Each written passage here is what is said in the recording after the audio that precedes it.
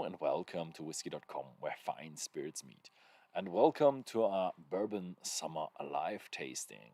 Yes, today we're trying 4 different kind of Kentucky straight bourbon. And yes, today we don't have Horst here, but we have Jan Forsberg. And you are the German brand diplomat. You've been Correct. with the company for 6 years and you've been the brand diplomat for 3 years now.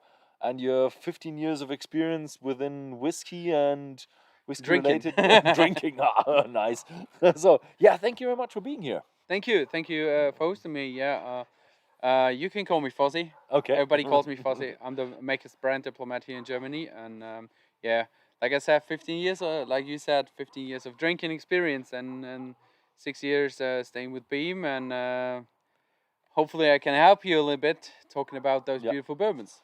Yes, and you've been at the distillery before when you started with the company. Yes. Yeah. So how was that experience? How is that if you come into a whiskey distillery and the onboarding at Makers is awesome. Yeah. So the first time you coming over there, so it was my first time in North America, to be honest. Oh, okay. And then you coming over there, leaving Bardstown, coming to Loretto, stepping out of the car, and then you smell immediately the full amount of Makers. Yeah. So everything, the mash bill, you're instantly into bourbon. Like, hey, here we are. This is Disneyland for men. Yeah. This is it. Yeah. So yeah, you've always been with the final product, and you just come to where From the beginning, stuff is being made. yep. That's just an incredible story. Yeah, that's just very, very nice. Yes, today I'd like to start off with the difference between a bourbon and a Kentucky straight bourbon. And by doing that, I would like to look at a little map of America. And you see, yeah, there are some distilleries. Every little icon is a distillery. And you see, yeah, there's a cluster of distilleries. And all the other distilleries that are located round more on the West Coast, and they came really late to the party. All the old distilleries, they all are from Kentucky and even from the southern Kentucky parts. Correct. Because that's where the good water comes from. And, limestone filter water, what makes it much more easier for us, not only to grow good corn and wheat and everything, but also to make a nice good bourbon. Because at the end you need corn and all those things, but you need also crystal clear water, and Kentucky has a lot of it. Yeah, that's really, really beautiful. And the thing is, bourbon used to be only from the Bourbon County. The Bourbon County doesn't exist anymore, and now they said, okay, bourbon comes from Kentucky.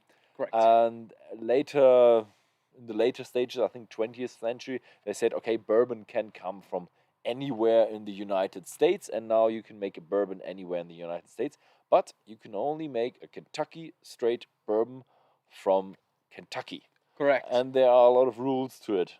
I think there are some. rules. There are some of them. I think we had the discussion a little bit earlier this day. I think the biggest ones are you have to come from Kentucky. You have to age in a new oak char container for more than minimum 2 years. There's no coloring, no flavoring in the bottle. There's a maximum distillation to 80% volume alcohol, so 160 proof.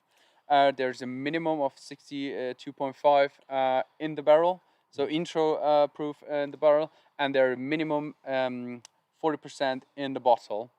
And you have to have minimum 51% of corn in it, in your mash bill.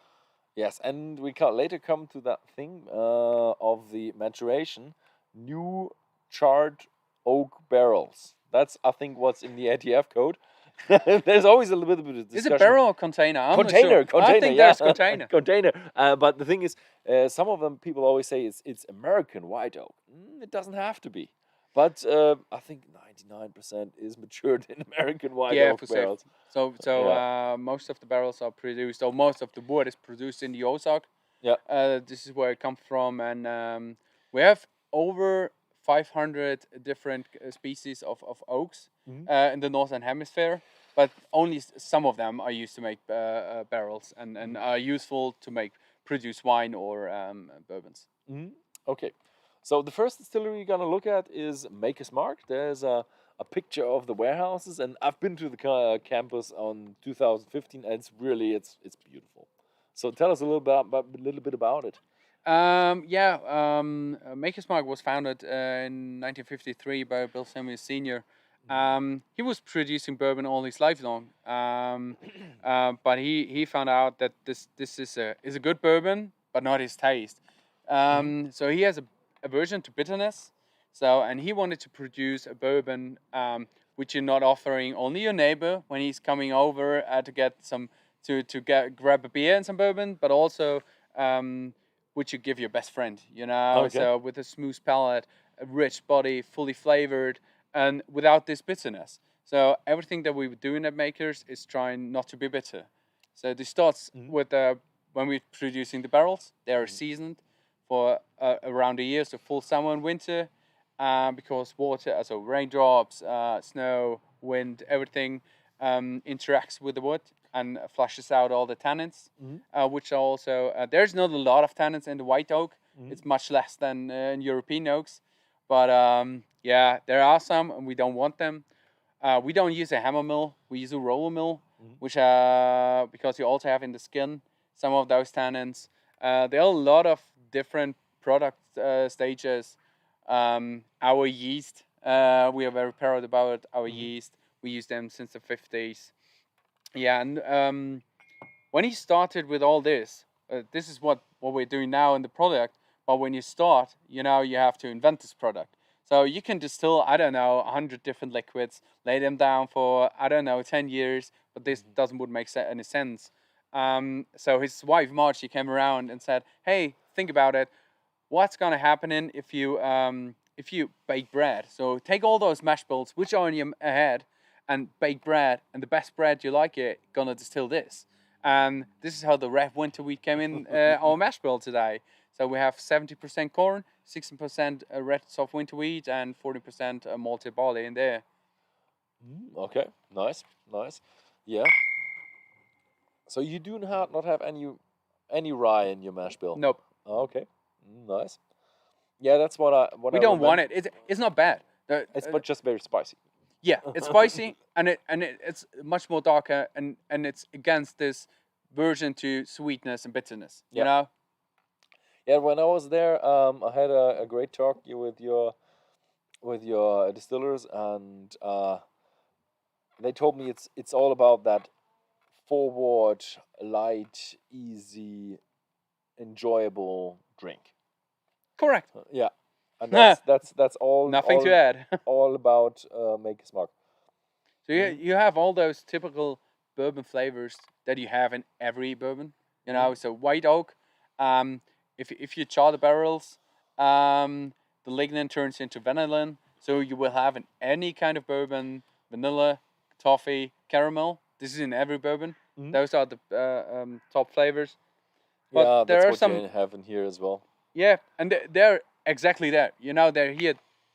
But there are so many more things to explore, not only in this bourbon, with all the other bourbons.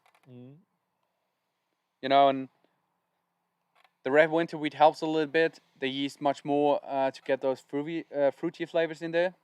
And it's beautiful how mild it is and how easy you can enjoy these typical Kentucky straight bourbon flavors. It's always when someone says I want to try a bourbon, someone who was started off with say Scotch whiskey, then should I try first? And I say, okay, if you want the archetype, the original flavor, or the stereotypical flavor, try Maker's Mark first.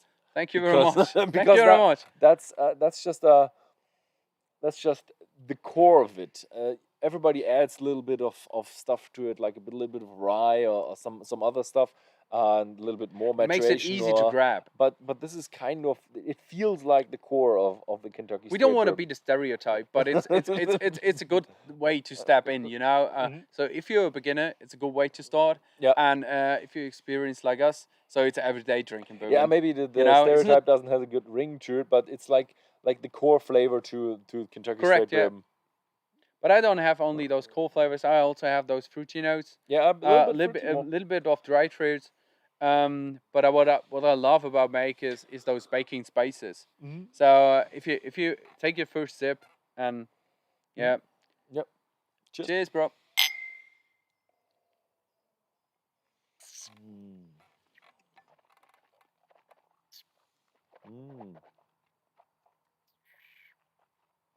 What I always do, like you, chew in it. Mm. Yeah, Mm. take a sip, chew on it.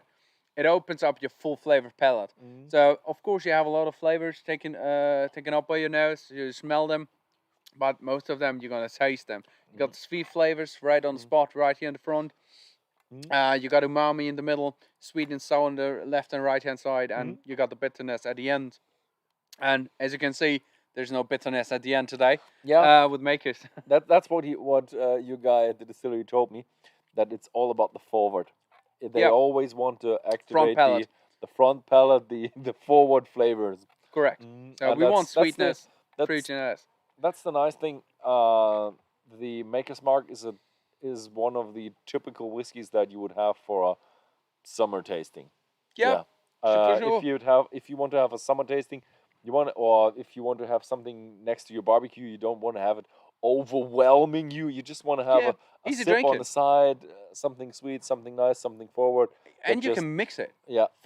You know, just gonna mix it. There's nothing better than if it's, I don't know, 40 degrees Celsius outside, go for a mint julep with makers. You're gonna love it. 40 degrees Celsius is something like 112 Fahrenheit, Yeah, something like that. I'm not good in this, but yeah, something around something this. like that. It's quite hot. It's really hot. Let's say it like this. These days when you're really sweating. Yup. Yeah. And then you have to work in one of our warehouses, on the 7th floor.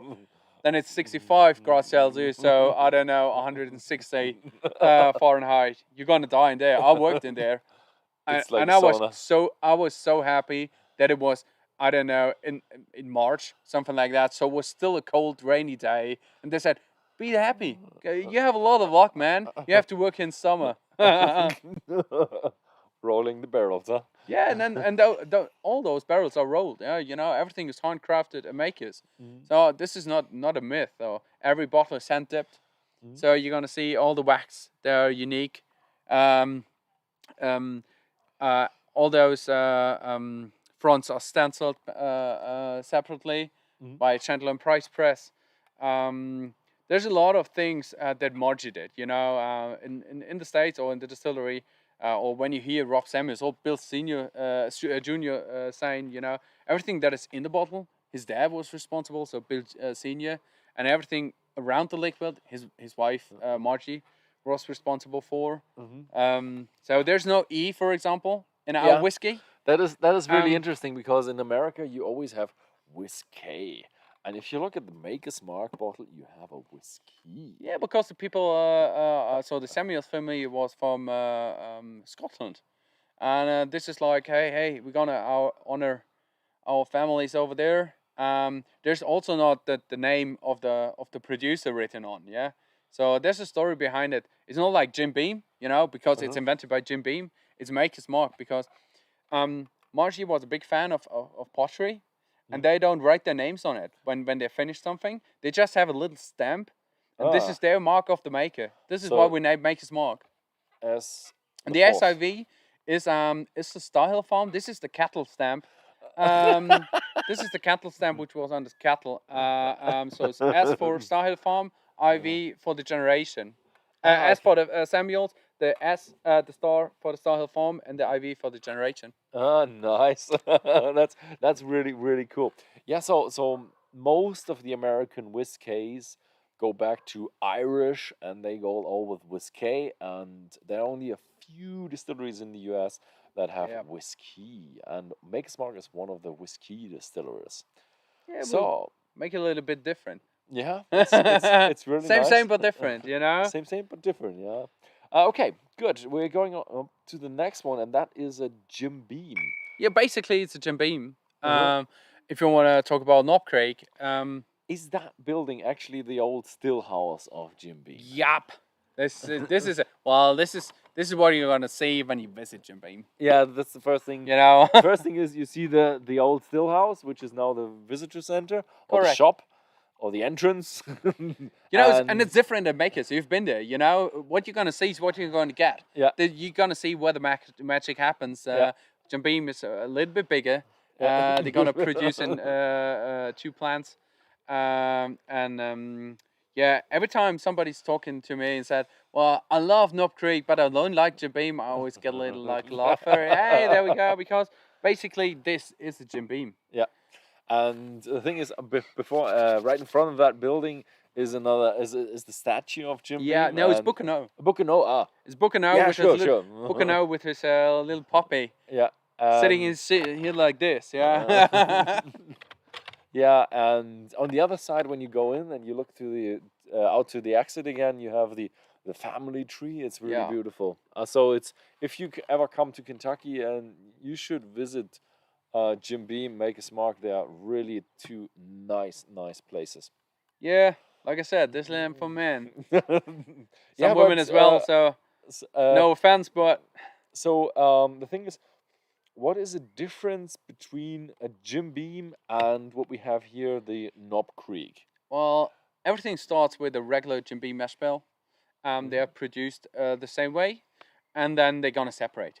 So Jim Beam is laid down for 4 years, so twice as long as you need to. In New York char containers by char by 4, and you got the Knob Creek. And if you're gonna see the full warehouse with 9 floors, Jim Beam is everywhere. Okay. so they're gonna protect everything around it. You got bakers underneath the roof, and then you're getting a little bit more into those warehouses. So you got bookers in the house, protected by all the other bourbons. And around bookers, we got the protector of it. It's Knob Creek. It's aged for 9 years. A little bit smaller char, just a 3 char, not so hot. So we go in with a foolproof 62.5. So 9 years. You need if you would lay down underneath the roof, it will be too rough. You know, you will have too much of the tannins, too much of the wooden flavor. It's not bad. You know, some of them like it, but if you try this is the perfect combination out of both. You know, it's aged for 9 years. You got a lot of the wood. It's present. It's there. It's not like smooth vanilla, very easy drinking. This is grown up. Yeah. You know. So it's a lot stronger. You have a lot more spiciness. You got 5% volume more alcohol, 10 proof. Yeah. And it's a lot more oak in it. Yeah, oak. So you realize, okay, you have a light whiskey that's forward in palate, and this one is just strong, hefty. You know the thing about Knob Creek. If you're gonna smell that, you're gonna have a lot of more of those wooden notes. You're gonna have a little more oaky, a little bit more darker notes, but the other ones are still there, and they are in a higher concentration. But your mind says, or your nose and your palate says, "Hey, there's something different. I can grab that easier." Yeah. You know, so you have to focus much more on the sweeter things to get them. Yeah. And you do still have the typical bourbon core, vanilla, caramel, and the longer you nose on it, the more it oxidizes and the more you get from it. But it's still much more hefty. It's 9 years of age is a very long time for that is tough. For a bourbon.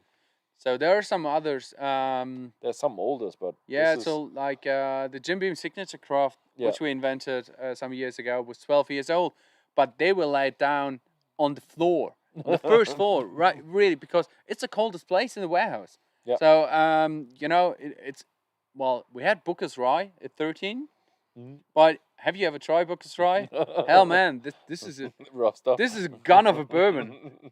And a shotgun. I'm not talking about smaller ones. It's a little bit nutty as well. Yeah, I got those nutty flavors. Yeah, cool. Strange enough.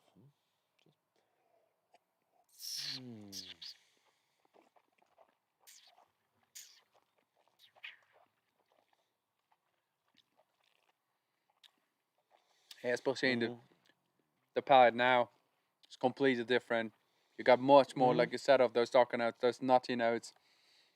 You got some hazelnut, not walnut. You know, it's hazelnut more. Maybe Yep. some almond. Hmm. It's strange enough that you can have nuts and a little bit of an almond, a little bit of a bitter touch as well, bit of Yep. sweet. This here is bittersweet, and depends. The aftertone, the finish is a little bit really going into the bitter. It's really nice, but it's strange to have that with a American oak and with only American oak, fresh Yeah. American oak. Okay. Yeah. I know. So you're Because comparing to. usually you have okay the tannins and they all come from the European European oaks. oak, but it doesn't have any European oak in it. But it's a smooth bitterness, an oily bitterness. Yeah. It really has an old touch to it. If you'd have that in your glass, okay, it's much more intense, but compared to a Scottish whiskey, that would be, I don't know, much And it's older. getting more. It's getting more and more. You know, you Mhm. got that. So this is like I said, everyday drinking bourbon. It's there and it will always be there. But Mhm. this one is there and then it's growing in your mouth. It's getting more and Mhm. more with every breath you take. You got, like you said, this is a good one. Those oily, fatty notes. You know, Mhm. it got much more body. Mhm. Of course, those tannins and the 5% volume alcohol help a lot. But this this is with this oily, fatty body, you still have a smooth bourbon, which is Mhm. super easy to drink. It's a little bit more complex, but it's super easy to drink. Mhm. Mm. It is easy to drink, but I mean, mm, mm. Oh, you got a new one. There's the new flavor. I can hear it. Yeah, it's a mixture, something sweet but tasty, toasty, something not burned, but what do you call it? Seared or Yep, yeah, toasted. Yeah, toasted. toasted Yeah, here. Yeah, it's toasted, basically the same. Yeah. fried. I don't know, roasted. You got Something French roasted. fries? I Yeah, don't have some them. no. I mean roasted like roasted almonds, roasted nuts. It's a Yep. beautiful. That's the beauty. That one is more of a like an everyday or an after work just chill out, and the other one is something you would enjoy with your friends to talk about it, to just feel it, or just to have Yep. something fun in your mouth that is just not an everyday flavor. Beautiful. Gonna love it. Mhm. Every day I'm trying them. And yes, there's a bit of a difference. It's this one is more around 30-ish. This one is around 20-ish. And or in dollars it would be like 25 or 35, something like that. But it's still really you get a lot for that money, I have to Yeah, say. and to be honest, you know, every Hmm. day is different. So every Yep. bourbon you're gonna drink at that day is different. You Yep. know, sometimes I come home and I feel like as in a super kinky mode, and then I'm gonna prepare myself a drink with a makers or 46 or Yep. whatever with any kind of bourbon, and it's super complex. And sometimes I just come home, I'm super frustrated. I take a glass, big ball of ice, and just pour some bourbon over it and drink it, a beer next to it, and just come down, relax, reflect my day. So every day is different. So every bourbon has to be different, Yep. and you have to find the way to find the right bourbon for your right day. Mhm. Yeah. So these two were easy. They were just Yup. normal Kentucky straight bourbon. And now we come to something more interesting. And we have here a picture of the two guys who made this project happen. Yeah, the guy in the back is Fred No, Hmm. master distiller of Jim Beam and part of the family. And the one in the front is Shinji Fukuyo, which is a Hmm. master blender of Suntory. Hmm. And what we have in here with Legent, 47 ABV, if I'm correct. Correct? Yep. Yes. Yeah. Um, is the best out of both worlds. Hmm. So this is a mash bill founded by the Beam family Hmm. long years ago, and Fred distilled it, laid it down in white oak char containers. Then he took some of them and refilled them into sherry and red wine containers for some time, and then Shinji came into the game and blended all those together to this beautiful blend, which is called Legent. What I find really interesting is that at a distillery in the United States, Fred, he is the kind of commander-in-chief. He is the highest guy. He is the master distiller. But in Japan, Well, it's his name. It's his name on the bottle. You know? Yes, He has to be the but bottle. traditionally, the master distiller in the still house, he was the highest. He was Yeah. he was the managing director. He was the master distiller. He was the guy, the founder. And in Japan, it is different. The distillers or the master distiller is just doing the base product. He is laying the foundation, putting it in the oak containers. The warehouse manager matures it, but everything is orchestrated by the master blender. So Shinji Fukuyo is not like the second guy in the distillery. He's the highest guy. He has He's a mastermind. To be honest, he has a mastermind with a outstanding palate. Mhm. And I think there's nothing more to say about it. And what he's done, he took this beautiful bourbon, and made it, or blended it in a Japanese perfection. You know, there's nothing else I can say because, well, I can't find the words right now because this is it. It's a bourbon, and if you smell and taste it, it will still be a bourbon, but on a so much complex and higher level, but not in your face. You know, all those Japanese guys, and this is what Shinji does.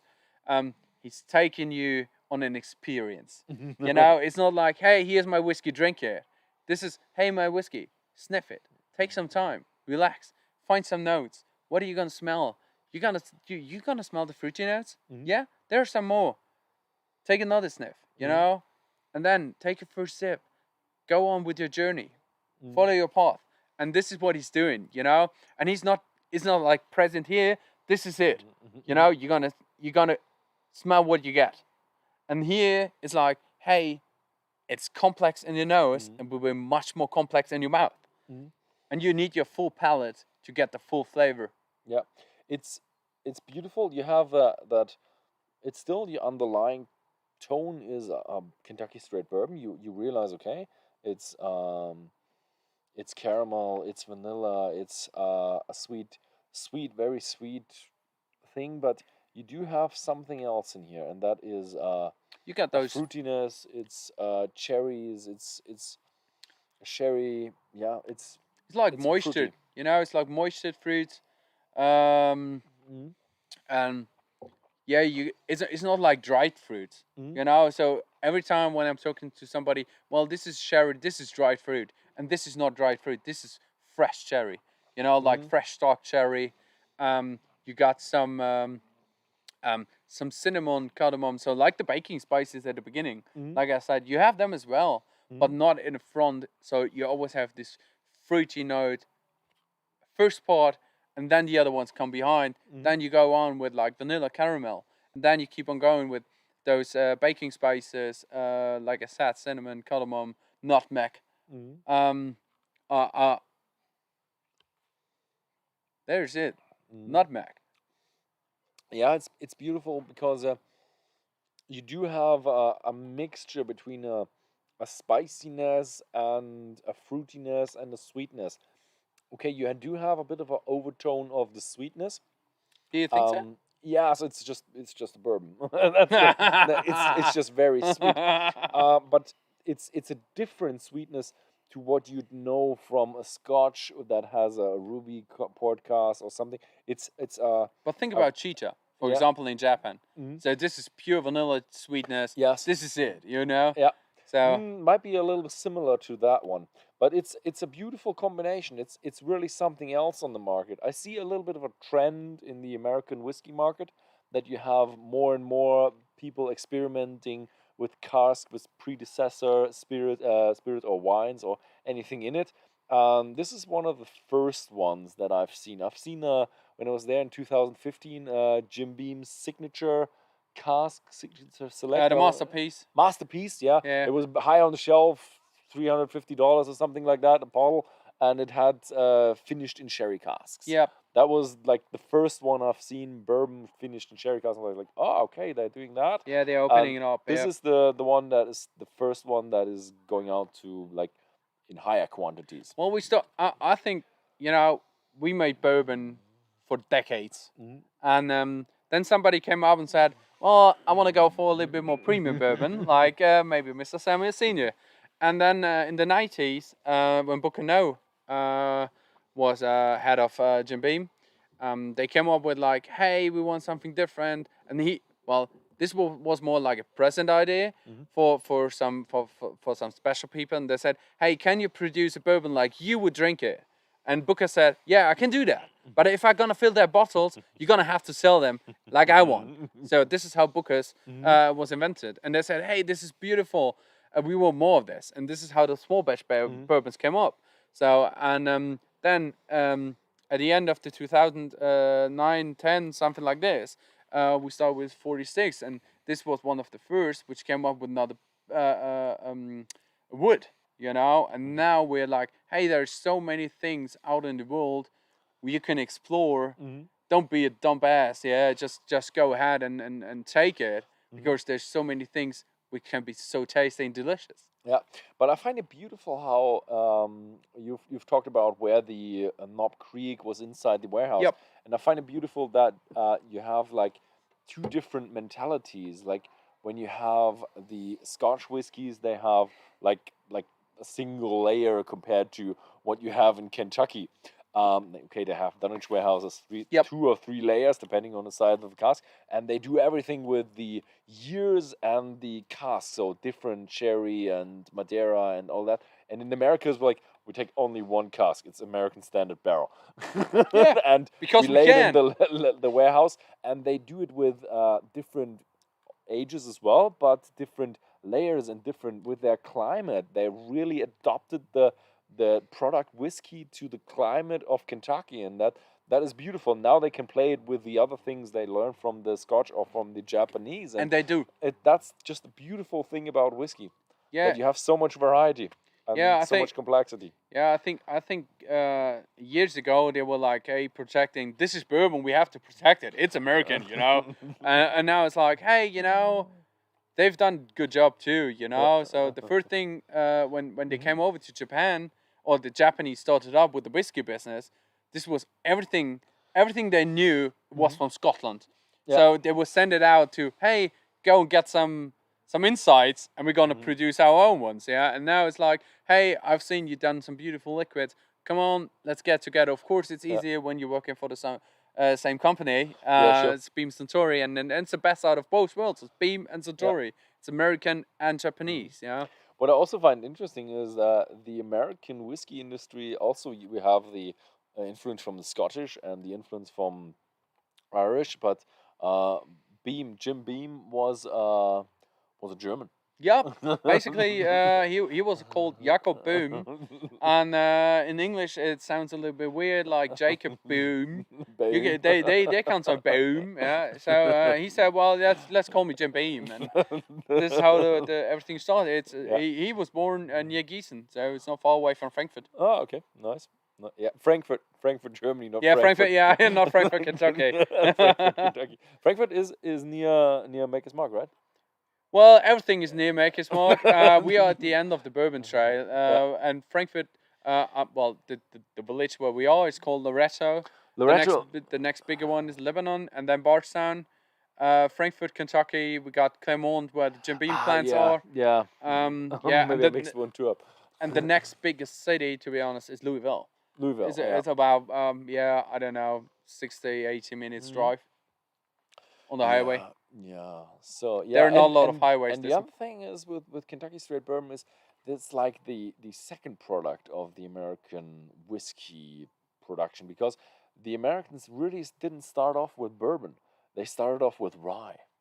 Yep. That was a big thing back in the days, and what we have now, a bit of a revolution where they go now with different staves, different casks. They had a little bit of a revolution in America because they went from that very strong, spicy stuff, rye, to the Kentucky Straight Bourbon that we have right now, and it's just easy, nice, but sweet. Then you have to take a step back. So when the people from Europe come over on the East Coast, they're all stranded in New York, Boston, and everything. And if you ever have seen the movie Gangs of New York, this is how it was back in the days then, you know. And so the government said, hey, if you're leaving this fully overcrowded city, just go. Take wherever you want to go. Take your little part of the country. Just take your cattle, some seeding corns, grains, and start your business and life over there. And of course, when you see Boston and New York, and if you just take a line Just to go, west, just you go go west. to Pennsylvania, and they started to grow, of course, because they're used to it with rye and barley. Yeah, and it grows really good in Pennsylvania, but Perfectly, and then they moved on. Some of them, like the Samuels, they went to Pennsylvania first, and then went back to down south. down south to Kentucky. And this is why the first so the Samuels were producing already bourbon. It's called T.W. Samuels, today produced by Heaven Hill, and this was a rye mash bill.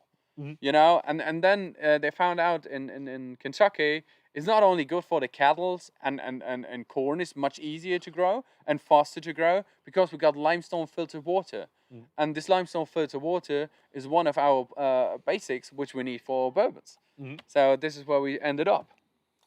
Okay, so and now we're coming.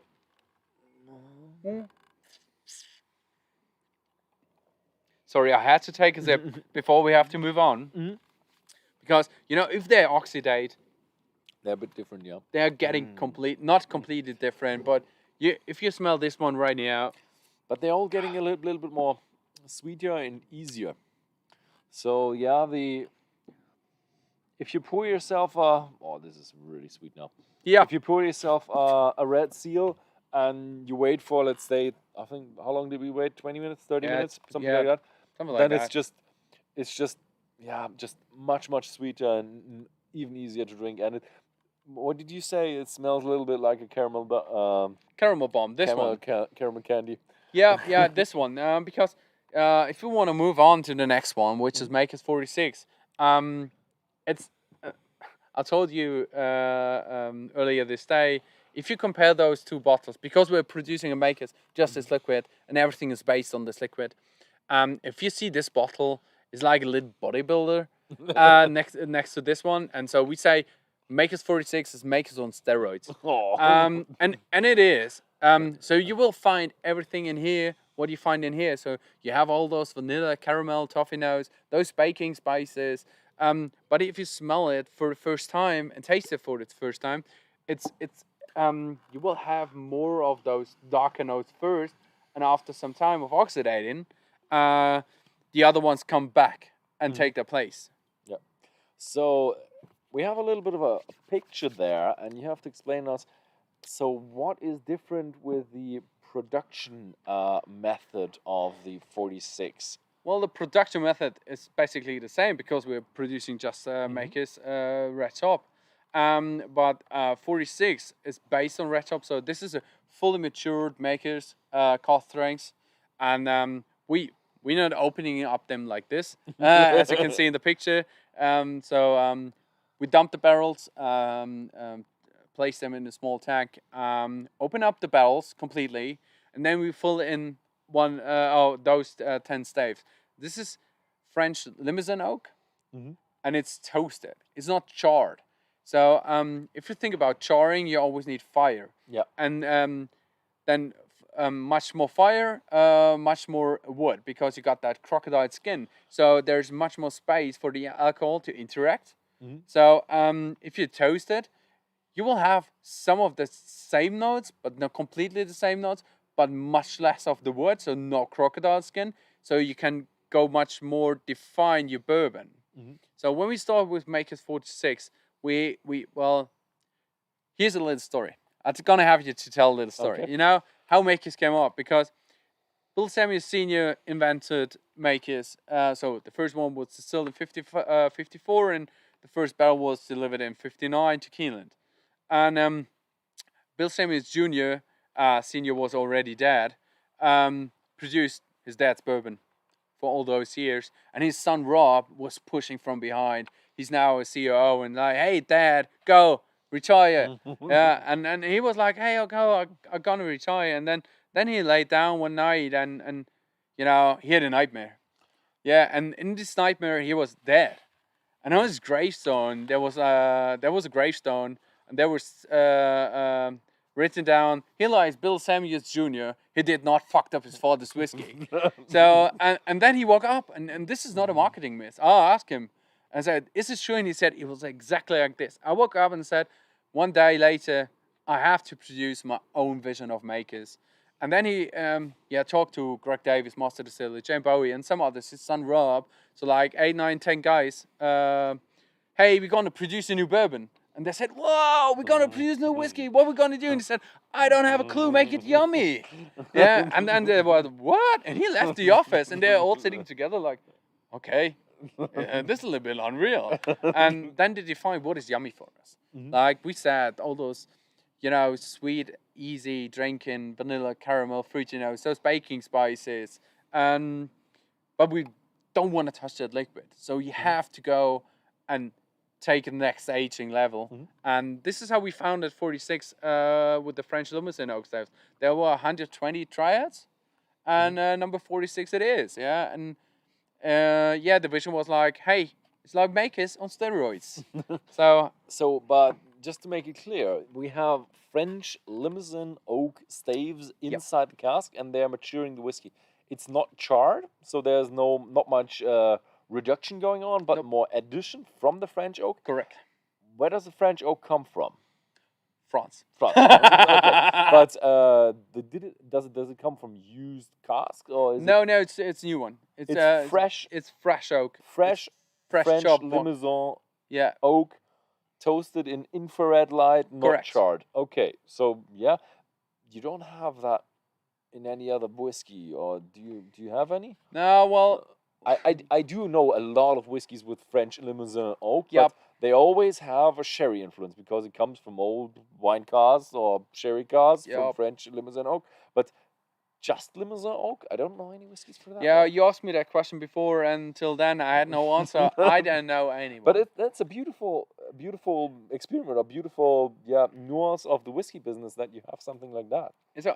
And it's like it's I said, you will have everything, and this is a vanilla bomb now, and this will turn into. So this is what I smell and taste. It has a lot of different flavors as well.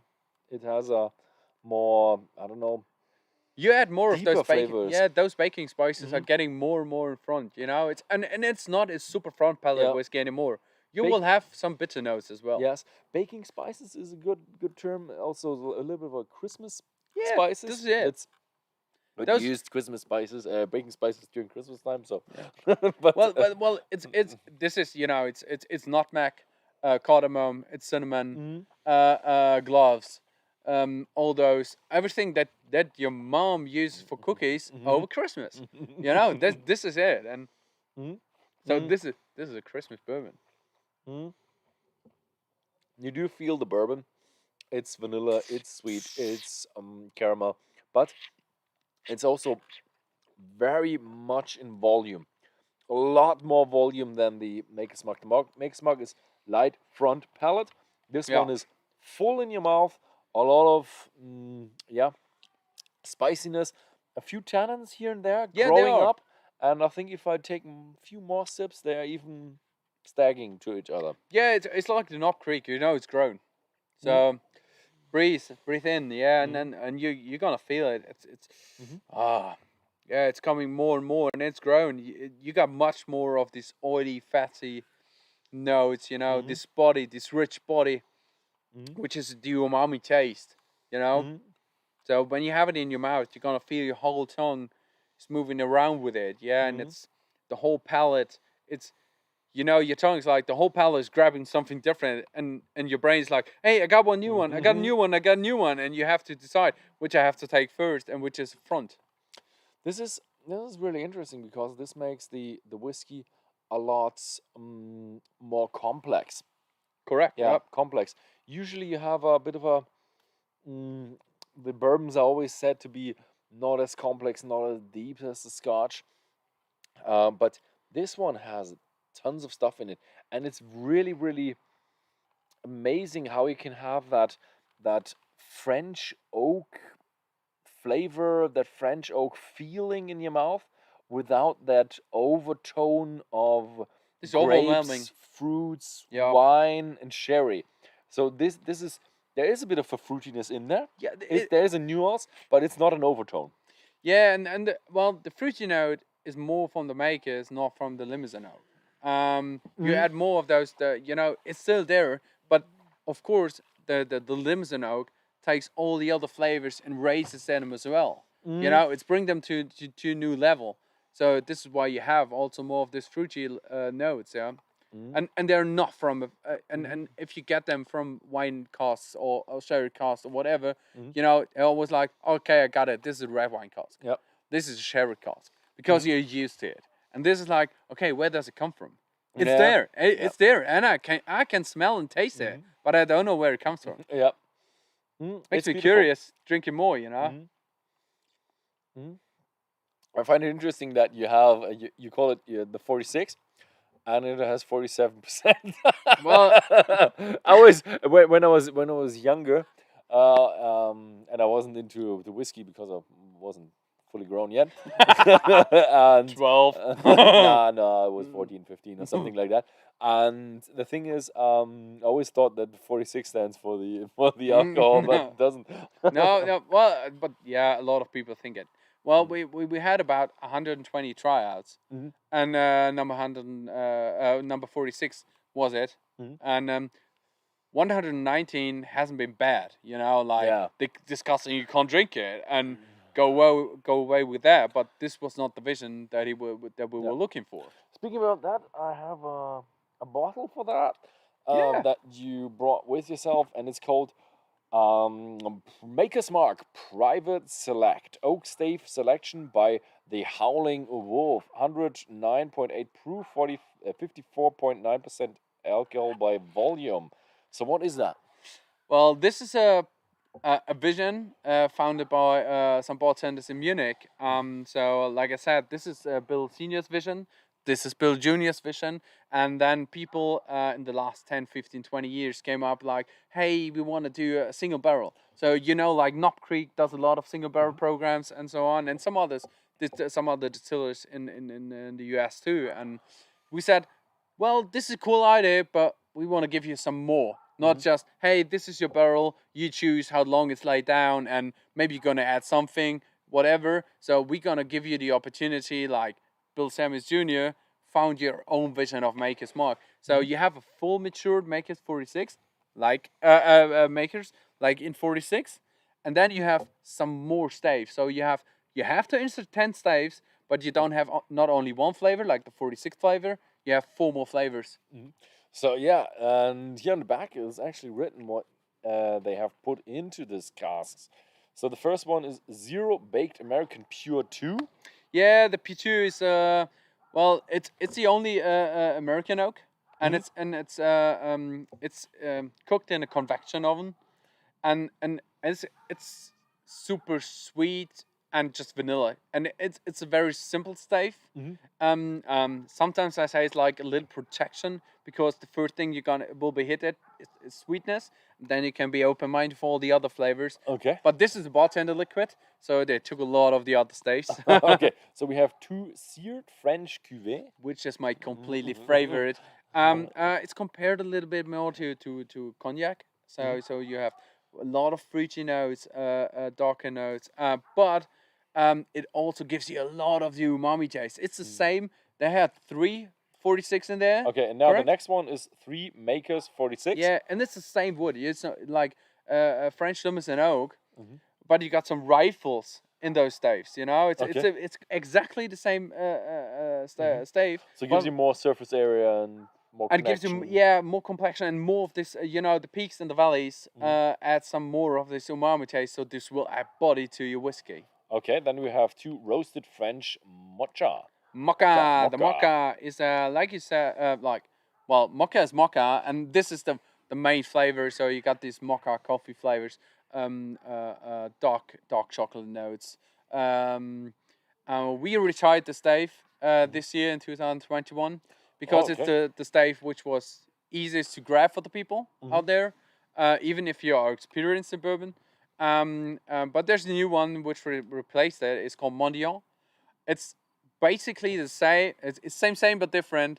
I would say you have all of those flavors, but they fit better with the other staves. Okay, and then you have 3 toasted French spice. Yeah, spice, like you said, it's a lot of spiciness.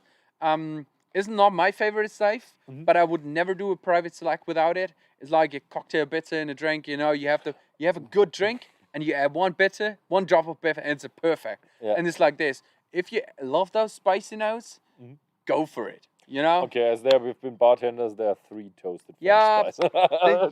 then It's you just know. the bartender like the spicy because you have to have something for your juice. Yeah, it's not only for your juice, but you know it's complex. It's for people like us, Yeah. which are experienced in drinking, to be honest. It just makes it more interesting. But you also can mix it. You know, it's something. Not so. This was 15 years my choice of bourbon for whiskey sour, and I still say this is the best way to go for whiskey sour. But you know, in a Manhattan or something like this, maybe you need a little bit more stronger liquid, Yeah. and you can go this way. I can show you the way to find your perfect selection for your Manhattan if you like to. Yeah, I'm really excited. So you discontinued one stave, you activated one stave. Yep. So I'm really excited if you have connections to Japan. So when is the Misunara stave coming? Well, we will see. Because I've heard that Misunara is one of the worst oaks you can use for making barrels, and maybe there are some straight pieces left over for your staves. I'm sure you tried a lot of Mizunara casts over the last years. A few. They are really rare for the whiskeys. They're just too expensive. They are, and I think they are so expensive, and at the end they are a little bit too boring for what they cost. You know. Yeah. You know what? You know what I mean? Depends on how much your wallet size is. I would There are say. so many staves. Like I said, 500 different oaks in the Northern Hemisphere. And believe me, we were coming up with some new innovations the next few sure. years, Yeah, and I'm be sure excited about it. Yeah, I'm sure about that. Okay, so I think we're through, and it's a great bourbon summer tasting, and it's nearly sundown. Yeah. So, do you have anything else? No. Like I said, in the German tasting, yeah, go out, be brave, drink, eat, and whatever you drink and eat, feel it, taste it. Yeah.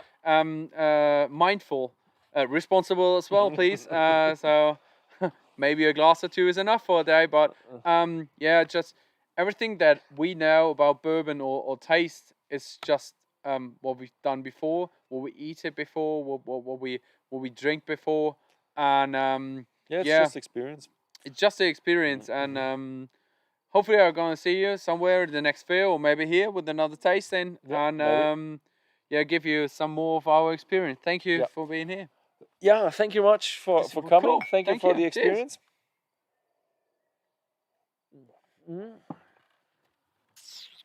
Thank you very much for watching the live tastings. Yeah, they have been a bit of a summer gap. The next live tasting is gonna be in September. If you'd like to be part of the live tastings, go hit the subscribe button or go to Whisky.com and subscribe to our newsletter, so you will find out about the updates of the live tastings.